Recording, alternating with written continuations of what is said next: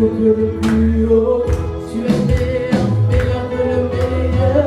Tu es plus grand que le plus grand. Tu es plus grand. Alléluia.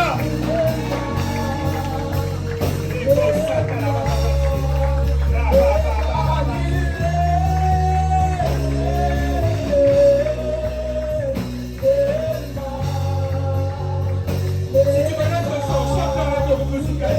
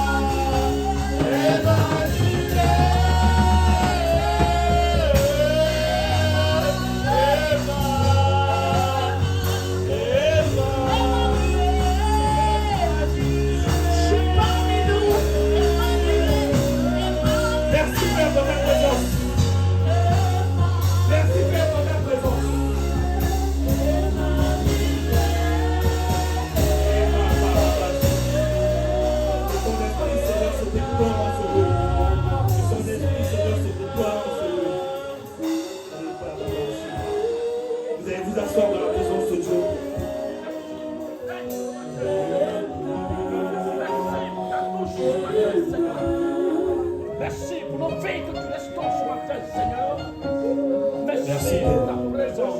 Merci Père pour ta présence, Seigneur, en ce lieu. Seigneur. Et pour ça, toi qui étais, qui éternellement. Tu n'as pas changé. Tu n'as pas changé. Les hommes changent, mais toi tu ne changes pas. Les hommes changent, mais toi tu ne changes pas. Et pour ça,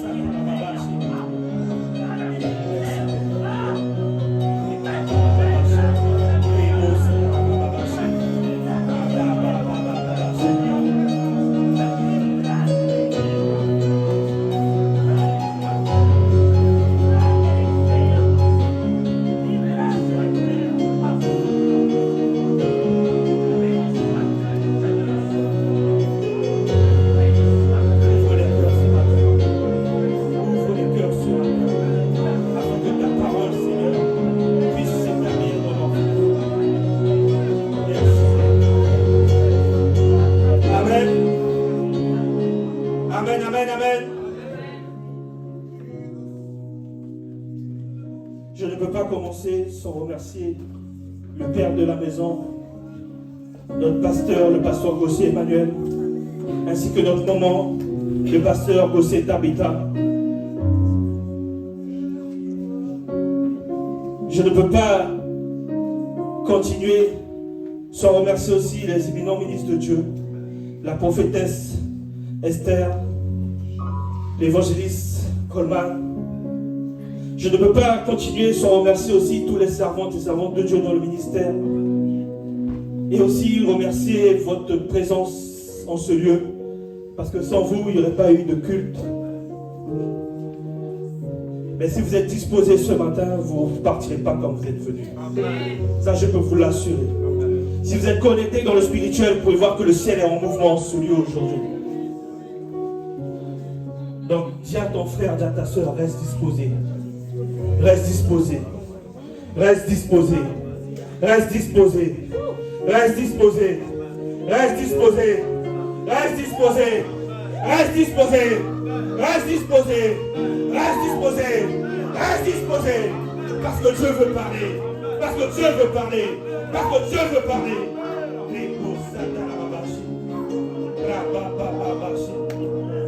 Merci Père.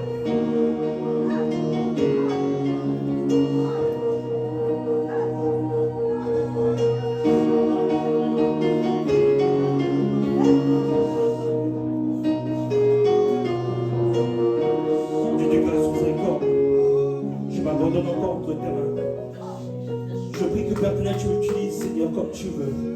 Je prie que tu lis ma chair et que mon esprit Seigneur croisse en puissance avec toi. Je prie, Père éternel, que je puisse faire cœur avec toi. Je prie, Père éternel, d'être l'instrument comme tu veux, comme selon ton cœur. Je prie et je remets toute la gloire, toute la gloire, toute la gloire, toute la gloire. Sois exalté, sois magnifié. Amen. Donc le thème d'aujourd'hui, on peut rester dans cette atmosphère s'il te plaît. Le thème aujourd'hui, c'est ne laisse pas la réalité déterminer ton identité. Dis-le à ton voisin, ne laisse pas la réalité, je ne vous entends pas, déterminer ton identité. Dis-le avec vie, ne laisse pas la réalité déterminer ton identité. C'est le thème à travers lequel je veux qu'on s'enseigne aujourd'hui. Le premier passage, s'il est prêt, on va prendre le passage de Ruth 1, le verset 11 à 22. Donc ceux qui n'ont pas de Bible, je vois qu'il y a le service d'ordre qui en donne. On va laisser le temps aux gens de prendre des Bibles.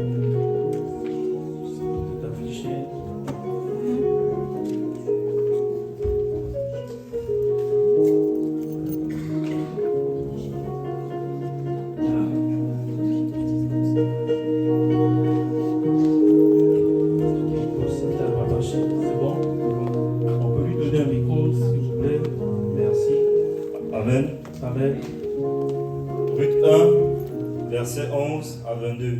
Amen. Naomi dit, retournez mes filles, pourquoi viendrez-vous avec moi?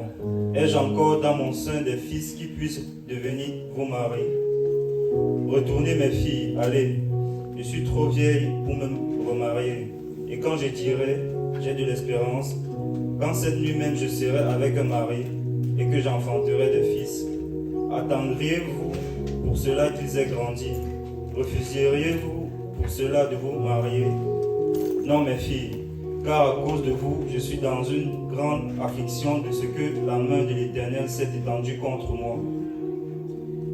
Et elles élevèrent la voix et pleurèrent encore. Orpa baissa sa belle-mère, mais Ruth s'attacha à elle. Naomi dit à Ruth, voici ta belle-sœur est retournée vers son peuple et vers ses dieux. Retourne comme ta belle-sœur. Ruth répondit, ne me presse pas de te laisser, de retourner loin de toi. Où tu iras, j'irai. Où tu demeureras, je demeurerai. Ton peuple sera mon peuple. Et ton Dieu sera mon Dieu. Où tu mourras, je mourrai. Et j'y serai enterré. On va s'arrêter là pour le moment. Merci, tu peux t'asseoir. Donc pour conceptualiser, faire un récapitulatif de cette histoire, pour revenir au début, c'est l'histoire de Naomi. Nous connaissons tous cette histoire parce que nous avons été maintes et maintes fois enseignés de différentes façons. À cause d'une famine en Judée, Naomi suivit son mari, Elimelech, et partit avec ses deux fils, Machlon et Kiljon. Ils partirent d'Israël, ils allèrent à Moab. Et à Moab, les fils de Naomi se marièrent avec deux femmes, qu'on appela Orpa et Ruth. Arrivé à Moab, Naomi fut frappée et perdit son mari. Et peu de temps après, Naomi perdit ses fils. Donc Naomi restait uniquement avec ses deux belles filles. Et après un certain moment, Naomi sentit le désir de rentrer chez elle, puisqu'elle n'était pas à sa place. Elle était dans un pays étranger. Et elle se leva et disait à ses belles filles que je compte rentrer. Mais vu que vous avez été bonnes avec moi, je vous libère. Et nous voyons justement dans le passage que lorsqu'elle proposait une première fois à ses belles filles de partir, elles refusaient. Elle commence à partir et à un certain moment sur le chemin, elle repose la question. Je vous en prie, partez. Et nous voyons que cette fois-ci, Orpa céda. Mais Ruth décida de continuer avec elle. Ruth a décidé de l'accompagner. Malgré les nombreuses situations que Naomi a pu faire, ça n'a pas ébranlé la décision de Ruth. Donc elle partit. Ruth décida de partager la misère de Naomi. Ruth décida de partager la patrie de Naomi. Et surtout, de partager son Dieu. Quand les deux furent arrivés à Bethléem, ça faisait un moment que Naomi était partie. Et lorsque Naomi arrivait, on peut se dire qu'à l'époque, c'était des villages. Donc, il y avait des portes, on va dire un portail, pour pas que les gens puissent rentrer comme ça. Pour pas que lorsqu'il y avait la guerre, ils ne puissent pas pouvoir se protéger.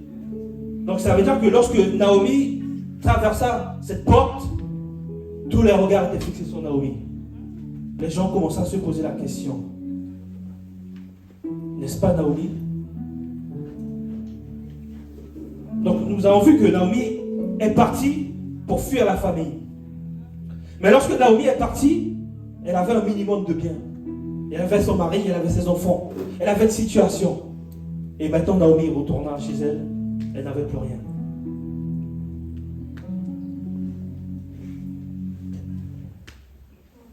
Arrivée à Bethléem, Naomi se sentit comme une étrangère dans son village. Elle est veuve, elle n'a plus d'enfants, elle a de la tristesse. Donc ça la rappelait plus encore avec vivacité qu'elle avait tout perdu. De plus, arrivée à Bethléem, tous les regards étaient portés sur elle. Le ressenti des gens, le questionnement des gens. Nous pouvons tous nous-mêmes nous imaginer qu'on est parti d'un endroit pour avoir une vie meilleure et au final ça ne s'est pas passé comme on voulait. Et on décide de faire marche arrière, de retourner à l'endroit où on avait tout. Malgré la famine, on avait quand même quelque chose. Et arrivé, l'attitude des gens, cette sensation, je pense que c'est déjà arrivé à tout chacun d'entre nous. Mais imaginez-vous Naomi dans cette situation. Et à force de subir cette pression, spontanément, elle-même, elle dit, ne m'appelle plus Naomi. Appelez-moi Mara. Ne m'appelle plus Naomi. Appelez-moi Mara. Pourquoi elle dit ça? Elle dit par la suite, car le Tout-Puissant m'a rempli d'amertume. Donc on a déjà été enseigné par ça, nous savons que Mara ça veut dire amertume. Donc Naomi était remplie d'amertume. Naomi va plus loin et elle dit, j'étais dans l'abondance à mon départ et l'Éternel me ramène les mains vides. Donc Naomi a pris du recul et elle sait qu'elle est revenue les mains vides. Naomi a fui la famine. Et quand Naomi a fui la famine, elle avait un minimum. Et là, Naomi revient sans rien. Si je vous pose la question, vous êtes à sa place dans cette situation. Selon vous, comment vous allez être reçu? Ça, c'est la première question. Vous avez des moyens. Vous avez une bonne situation familiale. Vous avez une maison. Vous avez tout perdu. Et lorsque vous revenez, vous n'avez plus rien. Selon vous, qu'aurait été l'attitude de ce peuple qui a vu Naomi partir, qui a fui, et maintenant qu'elle revient, parce qu'elle a entendu que Dieu a donné du pain. Le jugement, les critiques. Mais ces moments-là sont nécessaires dans la vie d'un chrétien. Pourquoi? Parce que tout simplement, dans ces moments-là, c'est là que nous verrons qui sont nos vrais amis. Ce sont dans ces moments-là que nous verrons qui sont nos vraies sœurs. Ce sont dans ces moments-là que nous verrons qui sont nos vrais frères. Admettons, tu pars, tu as tout. Lorsque tu décides d'appeler un frère ou une sœur, ton numéro ne sonne même pas 2 fois. Il répond, allô CP, ça va? Parce qu'il sait que tu as. Il sait qu'à n'importe quel moment il vient vers toi, tu pourras subvenir. Il y a ça. Maintenant, tu reviens, tu n'as plus rien. Tu appelles. Ah, c'est lui. On laisse tomber. Tu ne peux plus être utile. Il filtre tes appels. Il ne décroche plus. Malheureusement, les hommes sont ainsi. Mais heureusement pour nous, nous avons l'ami par excellence. Nous avons le soutien. Nous avons le Dieu d'Israël. Ce Dieu-là. Je disais que dans la vie d'un chrétien, ce moment-là est nécessaire. Pourquoi? Je vais prendre un exemple. Je vais prendre l'exemple de la vie, on va dire c'est une ligne droite. Vous imaginez cette ligne, c'est une ligne droite. Et à un certain moment, la vie bascule. Donc là, on tombe plus bas que terre. Et après un certain moment, lorsque Dieu a permis d'être dépouillé de toutes ces choses qui nous empêchaient d'être en connexion avec lui, de nous dépouiller de toutes ces choses qui nous permettaient de monter spirituellement, il nous remonte. Ça fait comme un V, le V de la victoire. Lorsque Dieu commence à te faire remonter, il n'y a que toi qui peux être un frère à cette élévation. J'ai compris que Dieu, il veut enlever. Lorsque Dieu veut enlever certaines personnes, il fait ce V. fait sever. On est constant, on descend et après on remonte. Dis-toi que lorsque tu vois sever, tu dois te dire que tu es dans la bonne voie. Tu dois être dans la bonne voie. Quand tu dois être élevé spirituellement, il fait un V avec toi. Lorsque tu dois être élevé professionnellement, il fait ce V avec toi. Donc il ne faut pas, lorsque tu es dans ce moment-là, tu puisses dire, mais Dieu m'a abandonné. Il ne t'a pas abandonné. Lorsque les autres te tournent le dos, pense à ce V-là. Lorsque tu ne trouves plus d'issue, pense à ce V-là. Tu peux être bas aujourd'hui, mais Dieu est en train de préparer ton élévation. Je vais vous poser la question encore. Comment traites-tu quelqu'un qui a tout perdu? Je vais aller encore plus loin. Imaginons cette personne-là qui a tout perdu, elle était au-dessus de toi. Mais lorsqu'elle était au-dessus de toi, elle te faisait la misère. Elle te faisait souffrir. Elle te faisait du mal. Et maintenant elle revient, c'est toi qui es au-dessus d'elle. Comment réagis-tu? Cette personne t'humiliait. Comment tu réagis? La question t'est posée ce matin. Mais la parole de Dieu m'enseigne que dans ces situations-là, lorsque quelqu'un qui était au-dessus de moi ou me faisait du mal revient vers moi, c'est là qu'elle permet de voir mon autorité spirituelle. C'est là qu'elle permet de voir mon degré de maturité. C'est là qu'elle permet de voir mon degré d'amour, de compassion. C'est dans ces moments-là qu'on voit vraiment ton degré. On voit vraiment si tu dis que tu es chrétien ou vraiment chrétien.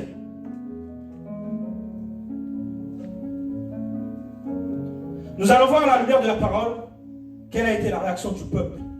S'ils ont accepté Naomi ou s'ils l'ont rejeté. Mais avant d'aller plus loin, on va lire le verset 21, s'il te plaît. Ruth 1, verset 21. J'étais dans l'abondance à mon départ, et l'Éternel me ramène les mains vides. Pourquoi m'appellerez-vous Naomi, après que l'Éternel s'est prononcé contre moi, et que le Tout-Puissant m'a affligé? Amen. Là, c'est Naomi qui parle. Verset. Attends. On s'arrête là. Merci. À travers ce passage, j'ai pu distinguer qu'il y a deux tribunaux. Le tribunal terrestre et le tribunal céleste. Est-ce que quelqu'un m'entend ce matin? À travers le verset 21, Naomi dit, j'étais dans l'abondance à mon départ. Et l'Éternel me ramène la vie. Dans ce passage, nous voyons qu'il y a eu un châtiment de Dieu dans la vie de Naomi. Mais cela m'a poussé à la réflexion. Vous tous qui faites des choses dans l'immoralité, sans impunité, sans en accord avec la parole de Dieu, est-ce que vous vous êtes posé la question, comment serez-vous traité? Parce que le tribunal terrestre peut poser des sentences, des sanctions. On peut tenir. Mais lorsque c'est le tribunal céleste qui décide de poser une sanction, elle peut être terrible. On peut se dire qu'on est caché, qu'on n'est pas attrapé. Ok, l'homme ne t'a pas attrapé. Mais le jour que Dieu décide de t'attraper, mon frère, ma soeur, ça peut être terrible.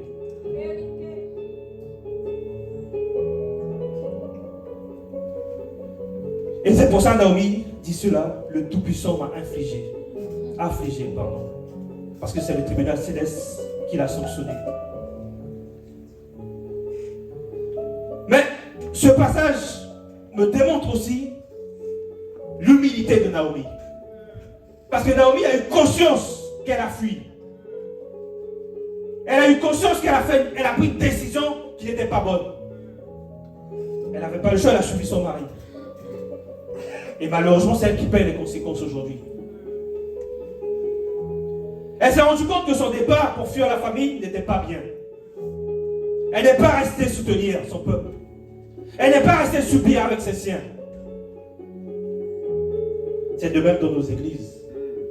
Lorsqu'il faut soutenir l'œuvre de Dieu, il n'y a personne. Beaucoup partent. Lorsque c'est une histoire d'argent, tout le monde fuit. Ils partent, ils vont dans d'autres assemblées qui sont déjà bâties. Mais arrivés là-bas, on ne les regarde même pas, on ne les calcule pas. Et ils se rendent compte que oui, où ils étaient bien. Et ils veulent revenir. Ils ne sont pas là pour supporter l'œuvre. Mais lorsque l'œuvre prend un nouveau départ, lorsque l'œuvre prend son envol, là ils reviennent comme si de rien n'était. Oui. Mais lorsqu'on avait besoin d'eux, ils étaient où? C'est ce qui s'est passé avec Naomi et sa famille.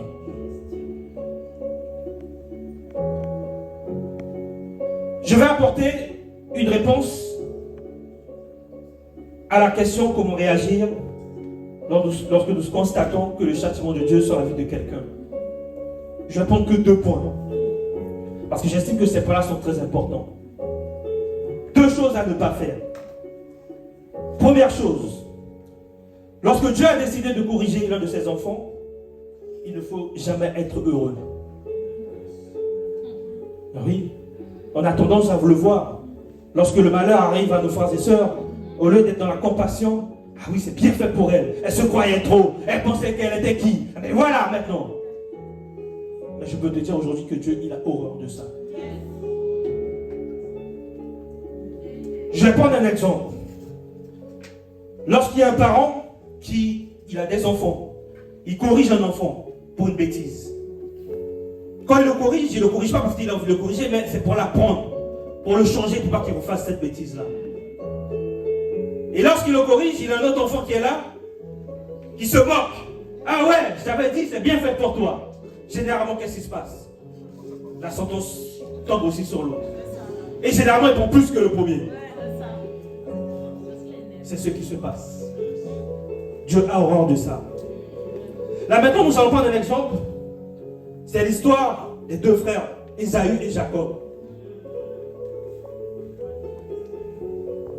Nous savons qu'Ésaü était à la tête d'Édom, donc le père des Édomites. Il vivait dans les hauteurs, dans les roches. Et Jacob, son nom a été changé par Israël, est à la tête d'Israël. Donc c'était les Israélites, pardon. Mais ces 2 nations-là, c'est des nations frères, parce que ce sont 2 frères. Nous savons déjà qu'au début, c'est déjà compliqué entre eux, parce que l'autre avait volé la grâce de l'autre. Mais là, à un certain moment, Israël a tellement péché contre Dieu que ça l'a amené à amener une sentence, à passer à l'acte. Et il envoya le roi Nebuchadnezzar pour les combattre. Nous savons qu'à cette époque, le roi Nebuchadnezzar, c'était un roi célèbre, il était fort, il était puissant. Israël ne pouvait rien faire, parce que Dieu n'avait pas décidé d'intervenir. C'était justement le châtiment de Dieu pour les corriger. Mais la parole de Dieu m'enseigne qu'à ce moment-là, lorsque l'armée des Babyloniens, l'armée de Nebuchadnezzar vint combattre Israël, qu'est-ce qui se passa? Les Édomites qui étaient en hauteur étaient contents. Ils regardaient. Ah oui, c'est bien fait. Allez, détruisez tout. Mais la parole de Dieu enseigne que Dieu n'aime pas ça. Ils étaient moqueurs, merci. On va prendre le passage Abdias 1, le verset 1 à 4, s'il vous plaît, pour comprendre un peu plus.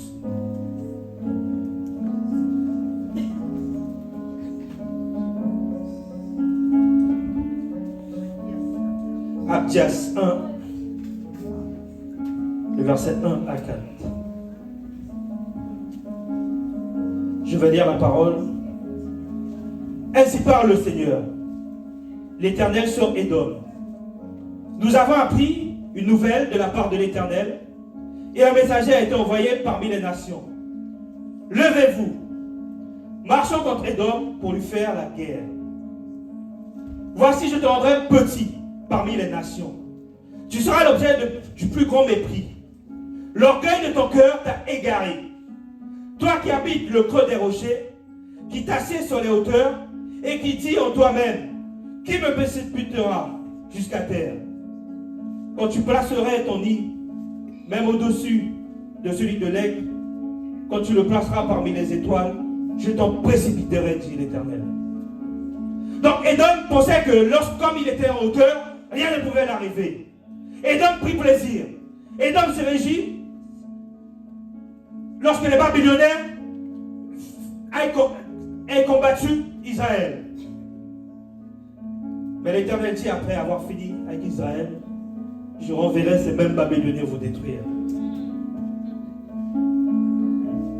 Donc vous avez vu, Dieu a horreur lorsqu'on se moque de son enfant et surtout si c'est lui qui fait ce châtiment.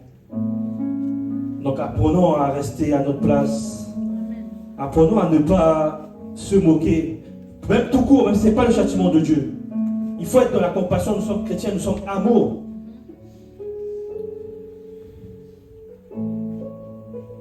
Lorsqu'il paye les conséquences de ses actes, même si c'est ton ennemi, tu ne dois pas te réjouir. Tu dois avoir de la compassion. Car c'est le fait de se réjouir, cela peut amener un châtiment sur ta vie. C'est le même exemple que l'enfant. Au départ, ce n'est pas lui qui a été corrigé. Mais du fait qu'il a été moqueur, mais la sentence est tombée sur lui.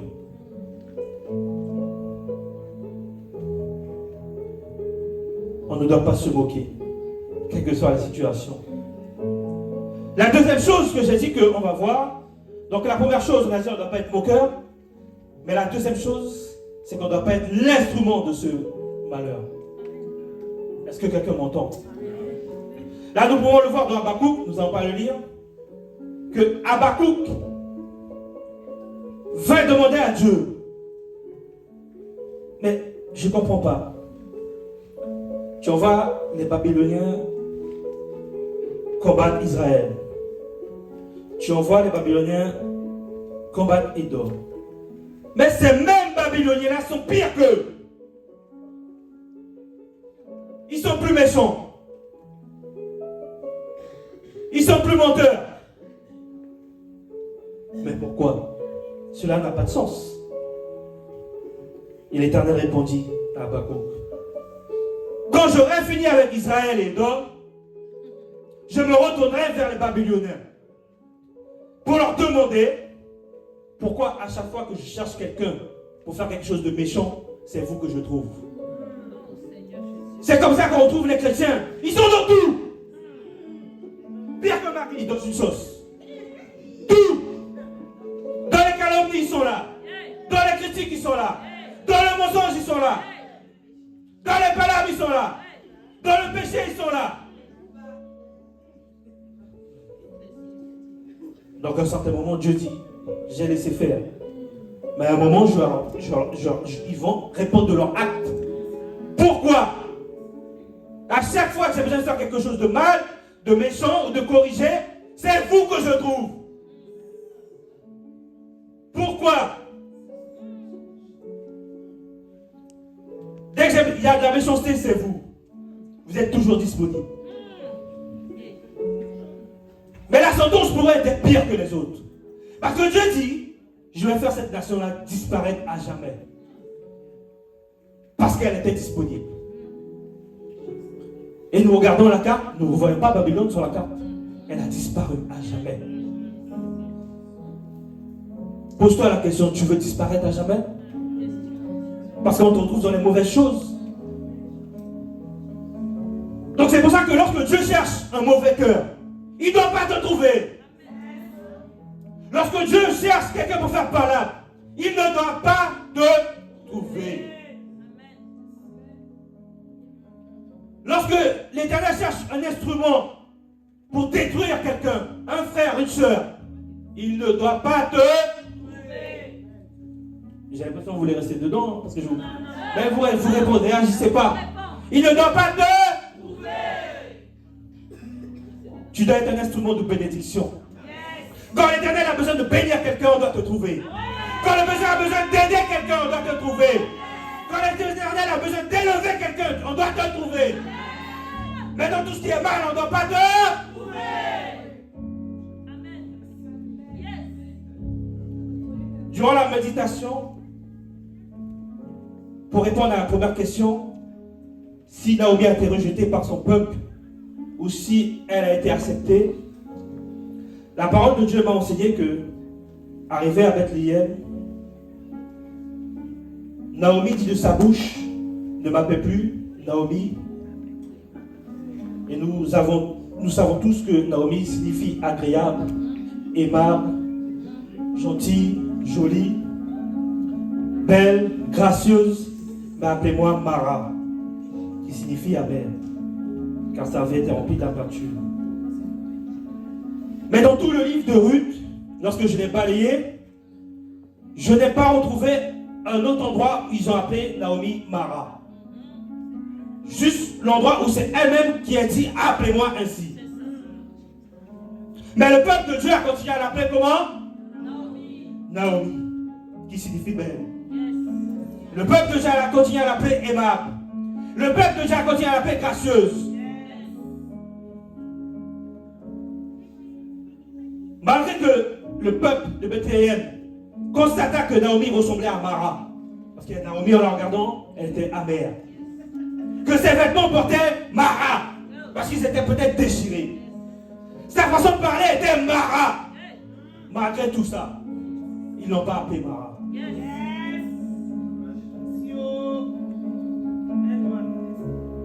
Le peuple ne l'a pas appelée à ce qu'elle ressemble. Mais le peuple l'a appelée à ce qu'elle va devenir. Elle est Naomi. Une Naomi. Une Naomi. Une Naomi. Une Naomi. Qui veux-tu être aujourd'hui? Mara ou Naomi? La question est posée aujourd'hui à l'AMC aussi. Qu'allons-nous produire? Des Mara ou des Naomi? C'est vous qui l'avez dit. Hein? Ne le dites pas de la bouche. Hein? Ce qui a été important dans cette histoire et qui a fait la différence, c'est que Naomi s'était résignée à être une Mara. Naomi s'était résignée à être dans le deuil. Naomi s'était résignée à vivre son famille. Naomi s'était résignée à vivre son finance dans la pauvreté. Mais son entourage a refusé. Le peuple de Bethléem a refusé. C'est pour ça que le thème: ne laisse pas la réalité déterminer ton identité. Ta réalité peut-être aujourd'hui est Mara, mais ton identité n'est pas Mara. Ta réalité aujourd'hui est Mara. Tu es dans la souffrance, tu es dans la peine, mais ton identité n'est pas Mara. Ton identité est Naomi. Ton identité est Naomi. Ton identité est Naomi.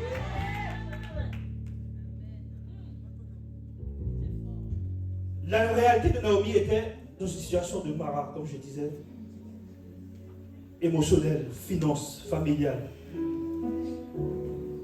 Le peuple a effectivement constaté que sa réalité était un Mara.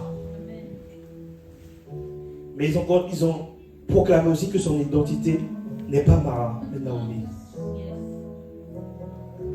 Lorsque ton entourage traverse des moments difficiles,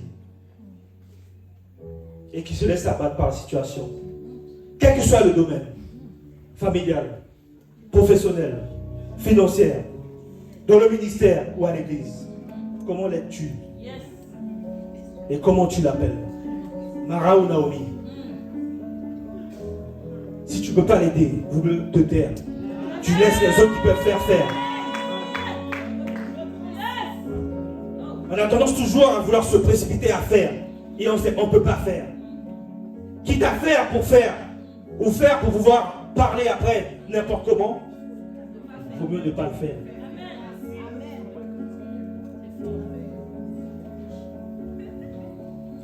Lorsque quelqu'un paye les erreurs qu'il a commises et qu'il a des conséquences, comment réagis-tu? Nous avons vu par là que la réaction du peuple de Bethléem a déterminé que Naomi restait Naomi. Mais toi aujourd'hui, comment tu détermines cela? Quand ton mari fait quelque chose que tu n'as pas aimé ou qu'il a tout perdu, est-ce que tu es une Mara dans sa vie ou est-ce que tu es une Naomi? Lorsque ton frère ou ta soeur a tout perdu, est-ce que tu es une Mara dans sa vie ou tu es une Naomi? Lorsque tes enfants ne sont pas comme tu veux qu'ils soient, est-ce que tu as une Mara dans leur vie ou une Naomi? Mais cette histoire m'emmène à aller plus loin. Effectivement, Naomi et sa famille ont pris la décision d'aller à Moab, pour pouvoir fuir, pour avoir une vie meilleure. Et ça ne s'est pas passé comme cela. Il est de même que certains chrétiens, ils sont dans une assemblée, ils quittent l'assemblée, ils vont ailleurs. Il n'y a pas de problème, tu pars sans faire de bruit. Mais c'est eux, lorsqu'ils arrivent partout. Ah oui, dans cette église-là, ils ne sont pas bons. Ah, ils m'aiment pas. Ah, ils ne savent pas. Mais tu es parti avec des casseroles. Mais quand tu reviens, un moment tu reviens, aie de l'humilité. Sois humble pour dire oui, j'ai commis des erreurs, ça peut arriver. Mais reviens avec humilité pour dire je me suis trompé, pardonnez-moi. Maintenant, généralement les chrétiens ils veulent revenir comme si on leur devait quelque chose. Je suis parti, maintenant je reviens, je suis là. Non. On appelle ça l'orgueil. On peut commettre des erreurs. Nous, effectivement, on doit t'accepter comme tu es. Mais ce n'est pas parce qu'on doit t'accepter comme tu es qu'on va accepter n'importe quoi. C'est pas possible. Beaucoup de chrétiens se leurrent. Ils pensent que parce qu'ils disent que Dieu est amour, qu'ils peuvent faire tout et n'importe quoi, on va tout accepter. Non! C'est pas possible. Donc ce matin, Dieu nous interpelle à travers l'histoire de Naomi. Mais pour aller plus loin, comme je disais, effectivement, Naomi a fui. Et effectivement, dans sa vie, Naomi a eu le châtiment de Dieu. Mais cette histoire-là a plusieurs facettes. Parce que lorsqu'on regarde cette histoire, il y a eu Ruth qui s'est attachée à Naomi. Déjà, Naomi a pu gagner l'âme de Ruth. Parce qu'elle a servi le Dieu d'Israël. Elle n'a pas servi ses dieux. Donc il y avait une autre phase derrière ce départ. Et en plus de cela, à 2 reprises, elle a voulu la chasser. Ruth s'est attachée à sa belle-mère. Et en revenant, elle a pu aller glaner. Et en glanant, elle rencontra Boaz. Et ce qui lui permet de changer sa vie. Donc Naomi a quand même été un instrument de bénédiction dans la vie de Ruth. Donc aujourd'hui, tu dois être une Naomi, pour être une source de bénédiction pour ta famille. Tu dois être une Naomi, pour être une source de bénédiction pour ton entourage. Tu dois être une Naomi, pour être une source de bénédiction pour ton environnement. Tu dois être une Naomi, pour être une source de bénédiction pour ton église.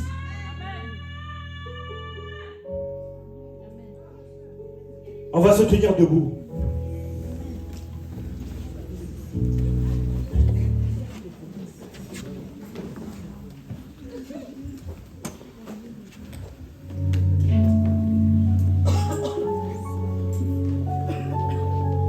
Tu as entendu la parole qui a été enseignée ce matin.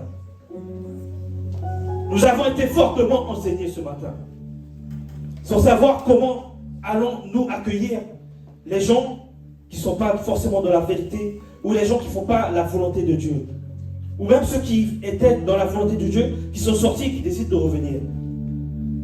Tu vas rentrer en toi-même.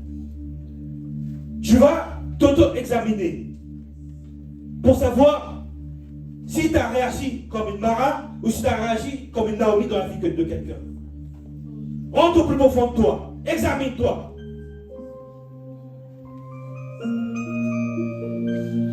Et si tu constates que tu n'as pas été Naomi, tu vas ouvrir la bouche et commencer à demander pardon à Dieu. Donc, ouvrez la bouche et priez au nom de Jésus. Oh Dieu de grâce et miséricorde, je ne vous entends pas. Je te dis merci Seigneur pour cet enseignement. Si j'ai pu être un marin dans la vie d'un frère, d'une sœur, pu être un marin dans la vie de ma famille, dans mon église, je prie aujourd'hui qu'on ne me retrouve plus dans ces choses-là.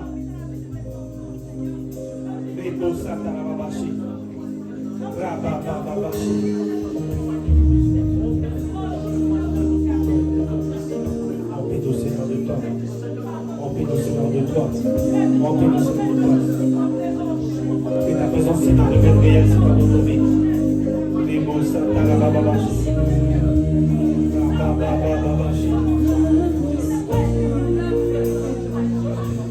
viens Seigneur ce matin.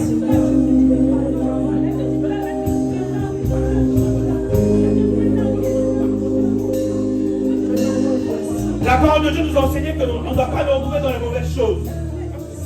Lorsque mon frère traverse une mauvaise situation, je dois être une aide pour lui. Et non celui qui l'écrase. Parce que Dieu a horreur de ça.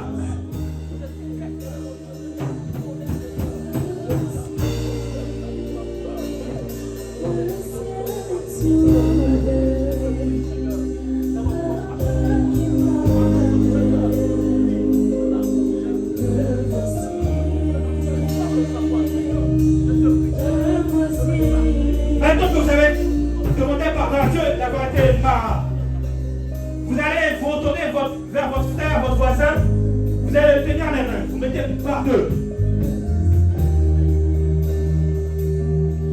Vous mettez par deux. Cherchez dans votre...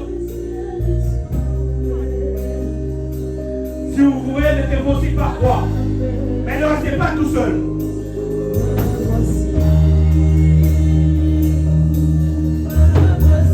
Maintenant, vous allez demander à Dieu d'être la Naomi qu'il faut. De vous remplir de cette grâce, de cette aimabilité, de cette compassion, de cet amour pour votre prochain. Priez au nom de Jésus. Vous proclamez dans la vie de votre frère et soeur que vous êtes des Naomi pour pouvoir élever votre frère, élever votre église, élever votre ministère, élever le ministère de votre frère, élever le ministère de votre soeur, élever votre famille, être élevé professionnellement, être élevé financièrement. Les mots de la terre va bâcher. La va bâcher. La va bâcher. Merci Seigneur pour ta grâce. Remplis-la encore, Seigneur, de toi. Encore plus de mal. Et continue, Seigneur, à être Seigneur. L'instrument, Seigneur, de ta grâce. Je prie, Seigneur, de la remplir encore de la fontaine. Remplis-la, Seigneur. Que ton mal, Seigneur, déborde. Déborde. Déborde. Nous prions, Seigneur, que le Dieu est là.